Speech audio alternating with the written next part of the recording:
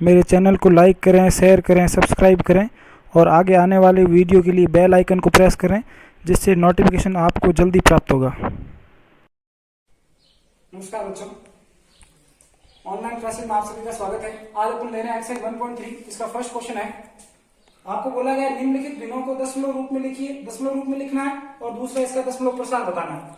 तो देखो, सबसे पहला क्वेश्चन है 36/100। तो 36 में अगर 100 का भाग देंगे, दो संख्या है, दो जीरो आ रहे हैं, तो दो संख्या छोड़ के पॉइंट लग जाएगा 0.36। तो ये क्या हो गया, शांत प्रकार का दशमलव हो गया। फिर दूसरा क्वेश्चन है 1/11। अब 1 में 11 का भाग देना है, तो देखो पॉइंट लगेगा, जीरो लग जाएगा, अभी भी नहीं जा रहा तो जीरो लगाना पड़ेगा, तो 100 हो गया। 11 नाम 99, 9 बार गया। फिर 100 में से 99 1, फिर जीरो लगाना पड़ेगा, अभी भी नहीं जा रहा तो यहाँ जीरो और लगाना पड़ेगा, 100 हो गया। 11 नाम 99। देखो ये बार बार संख्या रिपीट हो रही है, तो इसका मतलब ऐसे ही चलता रहेगा ये। तो ये हो गया आपके 0.0909 एंड सो ऑन। तो इसको अपन क्या लिख सकते हैं, 0.09 के ऊपर बार। ये बार का मतलब होता है कि ये संख्या बार बार रिपीट हो रही है, तो इसको ये किस प्रकार का हो जाएगा, अशांत प्रकार का दशमलव हो जाएगा। और इसको अपन और क्या लिख सकते हैं, अनवसानी अनावर्ती, इस प्रकार का दशमलव हो गया ये। फिर थर्ड क्वेश्चन है 4 से 1/8। तो 4 से 1/8 मिश्र भिन्न में दे रखा, पहले साधारण भिन्न बदलो, 8 चौक 32 और 1 33, 33/8। तो क्या हो जाएगा, देखो भाग देंगे 33 में अगर 8 का, तो 8 चौक 32, 33 में से 32 गया, 1 बचा, पॉइंट लग जाएगा, जीरो हो जाएगा। 8 एकम 8, 10 में से 8 गया 2, फिर जीरो लगेगा, 8 दूनी 16, 20 में 16 गया 4, फिर जीरो लगेगा, 8 और 5 40। तो यहीं पे खत्म हो जाएगा ये।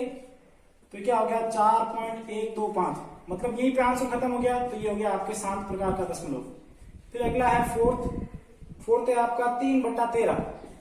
तो अगर 3 में 13 का भाग देना है, तो देखो भाग देंगे तो क्या आता है, पॉइंट लगाएंगे, जीरो लग जाएगा, 30 हो जाएगा, सॉरी पॉइंट लग गया, जीरो लग गया। 13 दूना 26, 30 में 26 गया, 4 बचा, 40 हो गया। 13 3 39, 40 में से 39 का 1 हुआ, 10 हो गया, अभी भी नहीं जा रहा है तो जीरो लगाएंगे, ये हो गया 100।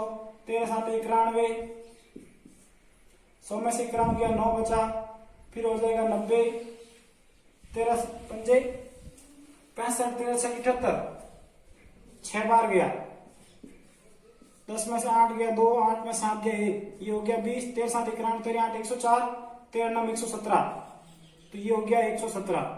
120 में से 117 गया, 3 बचा, फिर 30 हो गया, 13 दूना 26, 30 में 26 गया, 4 बचा, 40 हो गया। तो ये बार बार वापस रिपीट होने लगे यहाँ से, तो इसका मतलब ये रिपीट होने लग गया। तो अपन क्या करेंगे, वापस यहीं से, मतलब ये 2 3 0 7 6 9, मतलब ये वाली चीज रिपीट हो रही है, वापस ये देखो ये वाली।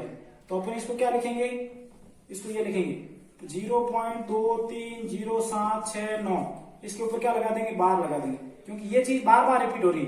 तो ये क्या हो जाएगा, अशांत प्रकार का दशमलव हो जाएगा। और इसको अपन क्या लिखेंगे, अनवसानी अनावर्ती, अनवसानी अनावर्ती, ये इस प्रकार का दशमलव हो जाएगा। फिर आपका फिफ्थ क्वेश्चन है 2/11। 2/11, तो 2 में अगर 11 का भाग देंगे तो क्या हो जाएगा, पॉइंट लग जाएगा, 11 कम 11, 20 में से 11 गया 9, फिर आपके 90 हो जाएगा, 11 8 88, 90 में से 88 गया 2 हो गया 20, फिर 11 कम 11, 20 में से 11 गया 9। तो ये देखो बार बार चीज रिपीट हो रही है, तो इसका मतलब क्या हुआ, पॉइंट 0.1818 बार बार रिपीट हो रहा, तो इसका मतलब इसके 18 के ऊपर बार लगा देंगे, तो ये क्या हो जाएगा, अशांत हो जाएगा। तो इसको अपन बोलेंगे अनवसानी अनावर्ती, ठीक है। तो 329/400 है, तो इसका हो जाएगा 0.8325। इसको आप अगर भाग देंगे तो आपका ये आंसर आएगा, और ये हो जाएगा आपके शांत प्रकार का दशमलव। तो ये हो गया पहला क्वेश्चन।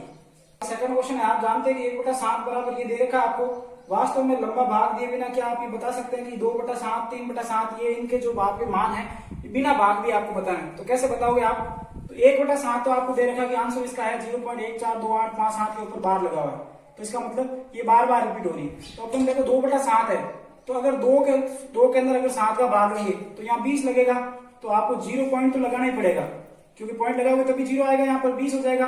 7 दूनी 14, 2 बार जाएगा, फिर 2 बार जाएगा तो देखो यहाँ पर 2 आ रहा है, 2 के बाद वाली संख्या सेम की सेम आएगी, 2 8 5 7, और पीछे वाली जो आगे वाली संख्या है वो सेम की सेम लिखनी है 1 4, और इसके ऊपर क्या लगा दोगे, 12 लगा दोगे। फिर अगला 3 के अगर 7 का भाग लेंगे तो 0 पॉइंट तो लगेगा ही, 30 हो जाएगा, ये 7 चौक 28, 4 बार जाएगा, 4 के बाद वाली संख्या सेम सेम लिखनी है, 2 4 2 8 5 7, और ये 1 आ जाएगा, तो इसके ऊपर 12 हो जाएगा। फिर यहाँ 40 हो जाएगा, 7 5 35, 0.5, 5 कहां पर आ रहा है, ये रहा, तो 5 7, फिर 1 4 2 8, और इसके ऊपर लगाना है 12। फिर 5/7 है तो ये 50 हो जाएगा, 7 7 50, तो 0.7, तो बाकी वाली संख्या सेम की सेम आएगी, 1 4 2 8 5, ये हो जाएगा इसका आंसर। फिर 6/7 है तो आपको 6 के अंदर अगर 60 हो जाएगा तो 7 8 56, 0.8, 8 के बाद वाली संख्या सेम, 8 5 7, फिर 1 4 2, 1 4 2, तो ये हो गया आपके, इसके ऊपर 12 आ जाएगा। तो ये हो गया आपका सेकंड क्वेश्चन।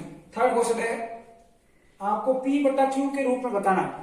हाँ, तो आपको इसको P/Q के रूप में लिखना। देखो इसके ऊपर 6 के ऊपर बार लगाओ, 0.6 का बार। 6 का बार का मतलब क्या हुआ, इसका मतलब ये हो, जैसे मान लेते हैं, माना कि x बराबर है 0.6666, मतलब ये चलता रहेगा। इसको समीकरण 1 दे देते हैं। अब क्या करना है आपको, समीकरण 1 को देखो, जितनी संख्या के ऊपर बार होता है उन संख्या को, जितनी संख्या, जैसे मान लो यहाँ एक संख्या के ऊपर बार है तो आपको 10 से गुणा करना पड़ेगा, तो 1 को 10 से गुणा करने पर, तो 10 से गुणा करेंगे, 10 को x से किया, 10x बराबर, तो 10 को अगर 0.66 से गुणा करेंगे तो 1 0 आ रहा है 10 में, तो एक संख्या इधर आ जाएगी 6.6666। अब आपके यहाँ पर पॉइंट के बाद जितनी संख्या लिखी आपने उतनी उतनी यहाँ पर भी लिख ली, क्योंकि ये बार बार रिपीट हो रही है, आती रहेगी, तो अपन कितना भी लिख सकते हैं। ये होगी आपके समीकरण 2। अब क्या करेंगे, समीकरण 2 में से 1 को घटाएंगे, तो दो घटा दो, 10x बराबर 6.6666, और यहाँ क्या है, x बराबर कितना हो जाएगा, 0.6666। घटा दो इसको, 10x में से 1x जाएगा, कितना बचेगा भाई, 9x, और ये पूरा 0 हो जाएगा, यहाँ बचेगा 6, तो x बराबर क्या हो जाएगा, 6/9। ये 9 इधर गुणा में था, इधर आएगा तो भाग में हो जाएगा, 3 दूनी 6, 3 3 9, ये बन गया आपका 2/3। फिर अगला सेम ऐसे क्वेश्चन है, 0.47 है। इसका मतलब क्या, मान लेते हैं कि, माना कि x बराबर है 0.47, 47 के ऊपर दोनों के ऊपर बार लगा, इसका मतलब क्या हुआ, ये बार बार रिपीट होगी आपकी, तो ये होगी समीकरण 1। समीकरण 1 को, अब देखो कितनी संख्या के ऊपर बार है, 2 संख्या के ऊपर बार है, तो आप किससे गुणा करोगे, 100 से। समीकरण 1 को किससे गुणा करोगे, 100 से गुणा करने पर, 100 से गुणा, ऐसे लिख सकते, समीकरण 1 को 100 से गुणा करने पर, ठीक है। तो गुणा कर दो, 100x बराबर, अगर 100 से गुणा करेंगे, 2 0 आ रहे हैं तो 2 संख्या इधर आ जाएगी, 47.4747, ये होगी आपकी समीकरण 2। समीकरण, वही काम करना है, समीकरण 2 में से 1 को घटाना है, 100x बराबर 47.4747, और x बराबर हो गया 0.4747। अब घटा लो इसको, 100x में से 1x जाएगा, 99x बचेगा, तो क्या हो जाएगा, देखो ये तो पूरा 0 हो जाएगा, 47 बचेगा, तो x बराबर क्या हो जाएगा, 47/99। ये 99 गुणा में था, इधर आया तो भाग में हो गया। फिर ऐसा कैसा थर्ड क्वेश्चन है आपका, इसको भी क्या मानना पड़ेगा, माना कि x बराबर है 0.001001, तो ये होगी समीकरण 1। समीकरण 1 को, अब देखो कितनी संख्या के ऊपर बार है, 3 संख्या के ऊपर बार आ रहा है, इसका मतलब 3 संख्या के ऊपर, तो 1000 से गुणा करना पड़ेगा, 1000 से गुणा करने पर, तो 1000 से गुणा करेंगे तो क्या हो जाएगा, 1000x बराबर, अब 1000 से 3 0 आ रहे हैं तो 3 संख्या इधर आ जाएगी, तो 3 संख्या उठा के इधर लाएंगे तो 1 आ जाएगा, 1.001001, तो ये हो गया आपके समीकरण 2। अब क्या करेंगे, समीकरण 2 माइनस 1, तो 1000x बराबर 1.001001, ये हो गया x बराबर 0.001001, माइनस करेंगे 1000 में से, 1000x में से 1x जाएगा, तो 999x, और इधर ये पूरा 0 हो गया, तो 1 बचा, x बराबर क्या हो जाएगा, 1/999, तो ये हो गया x का मान। तो आपको ये P/Q के रूप में ऐसे लिख सकते हैं। इन तीनों क्वेश्चन हो गया। फोर्थ क्वेश्चन है जिसमें आपको लिखा है 0.99 यानी इसको P बटा Q के रूप में व्यक्त करना। तो अगर P बटा Q के रूप में व्यक्त करना जैसे हम थर्ड क्वेश्चन की तरह ही है, इसको मान लेते हैं कि अपन इसका मतलब क्या है 0.9 के ऊपर बार 9 संख्या बार बार रिपीट हो रही, तो अपन इसको लिख देते हैं 0.999। ये होगी आपके समीकरण 1। अब ये माना है अपन ने।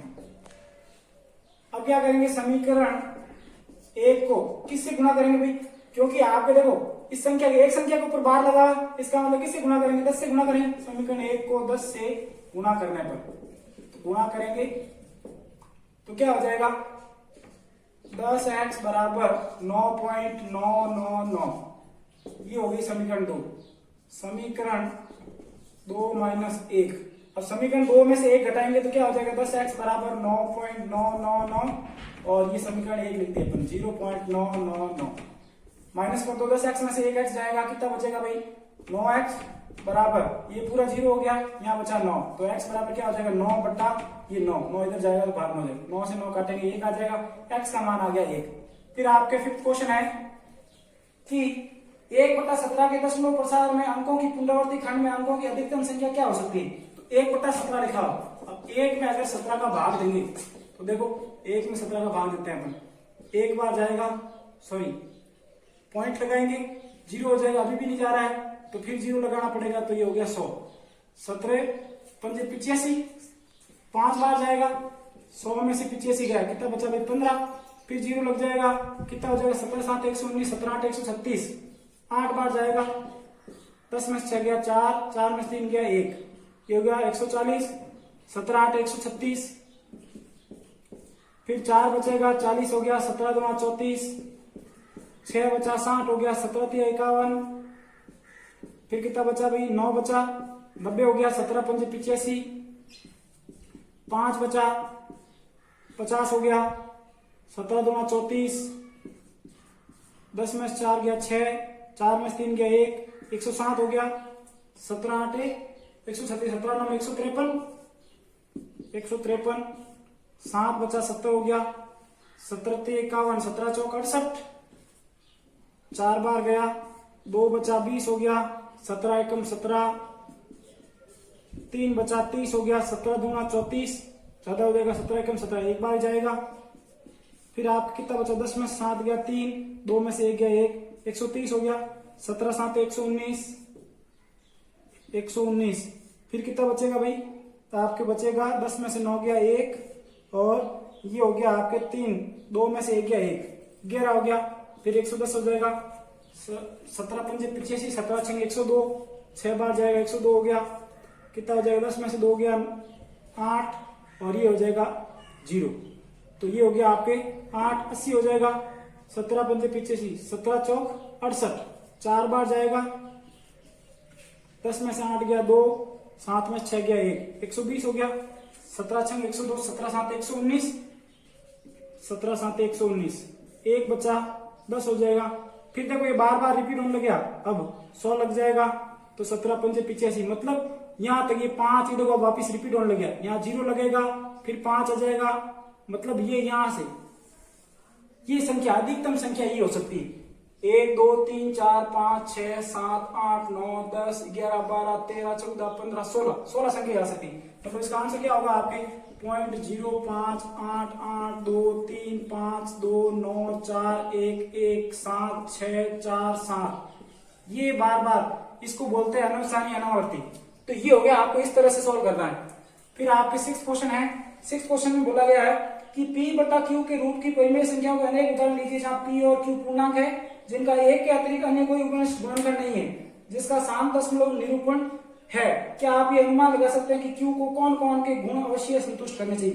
जैसे आपको P बटा Q के रूप में, जैसे मान लो मैं एग्जाम्पल लेता हूँ आपके 8/10, तो 8/10 जब शांत दशमलव कैसे आएगा भाई नीचे आपके 10 होगा 100 होगा तभी होगा आपके शांत दशमलव, मतलब वहीं पे खत्म होगा।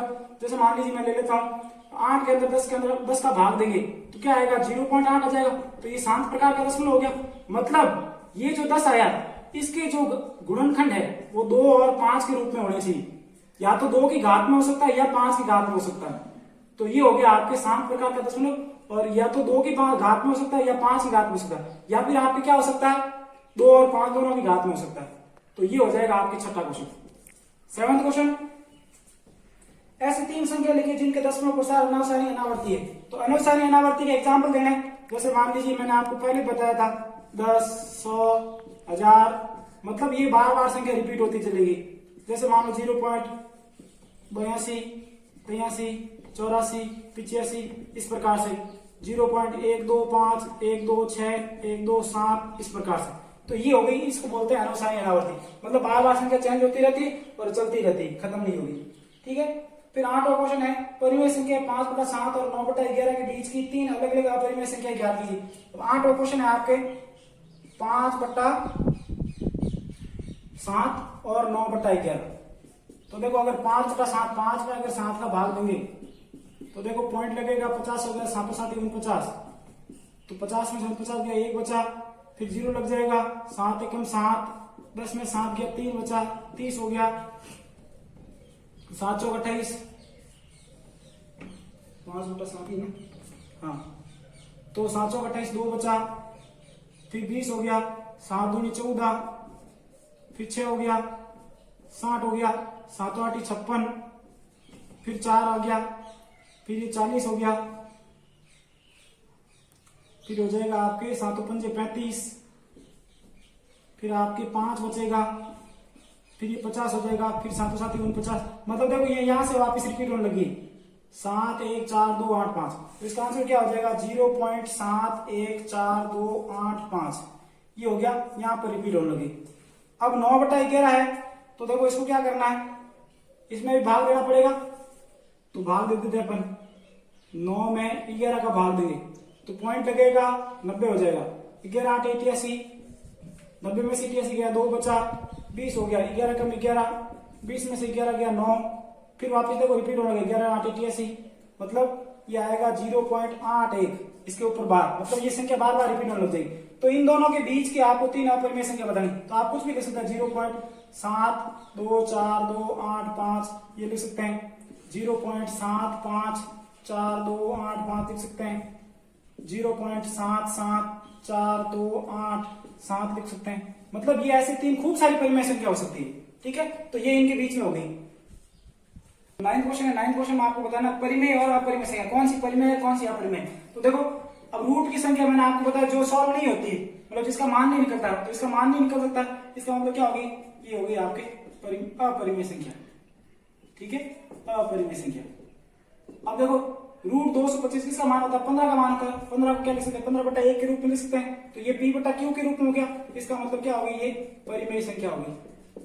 ठीक है, फिर आपके ये है 0.73796, इसका मतलब ये क्या हुआ भाई, आपके तीसरा जो क्वेश्चन है 0.3796 है, तो ये क्या हो गया, ये भी आपके शांत है, जो शांत प्रकार का दशमलव होता है वो क्या होता है, आपके परिमेय संख्या होती है, क्या होती है, परिमेय संख्या।